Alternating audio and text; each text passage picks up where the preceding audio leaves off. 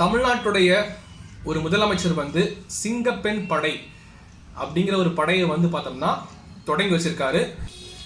இது மட்டுமே வந்து ஒரு பெண்களுடைய ஒரு குழந்தைகளுடைய ஒரு பாதுகாப்பை வந்து உறுதிப்படுத்துமா, ஒரு பாலியல் குற்றங்களை வந்து குறைக்குமான்னு கேட்டால் வந்து ஒரு கேள்விக்குறி தான். இது மட்டுமே வந்து போதாது அப்படிங்கிறது தான் உண்மை. என்னை பொறுத்த வரைக்கும் வந்து பார்த்தோம்னா இந்த பாலியல் குற்றங்களில் வந்து ஒரு 3 விதமான ஒரு ஸ்டேஜ் இருக்கு. ஃபர்ஸ்ட் வந்து பார்த்தோம்னா மக்களுடைய மனநிலையை வந்து ஒரு மைண்ட் செட்டை வந்து பார்த்தோம்னா நல்லா வச்சுக்கிறதுக்கு என்னென்ன பண்ணணும் அப்படிங்கிறத வந்து மக்களுக்கு நடுவில் வந்து கொண்டு போய் சேர்க்கணும். ஒரு அறிவு அல்லது ஒரு விழிப்புணர்வு அப்படின்னு சொல்லலாம். உதாரணமாக வந்து நல்ல ஒரு ஒழுக்கத்தோடு இருந்தோம்னா நம்ம வாழ்க்கை எப்படி இருக்கும், ஒழுக்கம் இல்லாமல் இருந்தோம்னா நம்ம வாழ்க்கை வந்து எப்படி பிரச்சனையோட ஒரு தண்டனையோட எப்படி இருக்கும் அப்படிங்கிறது வந்து மக்களுக்கு நடுவில் கொண்டு போய் சேர்க்கணும். அதே நேரம் நம்மளுடைய மனநிலையை வந்து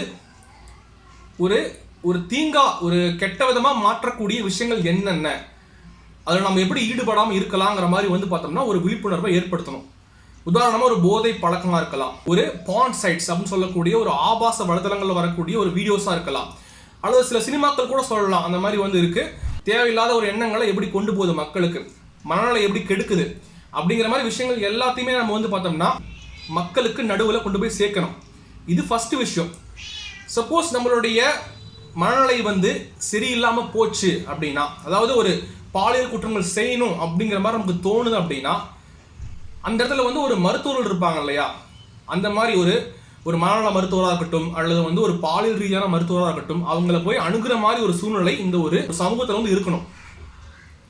அங்கே போனால் நமக்கு வந்து சீக்கிரமாக நமக்கு ஒரு ஆலோசனைகள் வழங்குறது அல்லது ட்ரீட்மெண்ட் கொடுக்கும்போது நல்ல ஒரு மைண்ட் செட்டுக்கு நம்ம மாறணும். ஸோ அந்த மாதிரி வசதிகள்லாம் வந்து பார்த்தோம்னா இங்கே இருக்காங்கிறது ரெண்டாவது விஷயம்.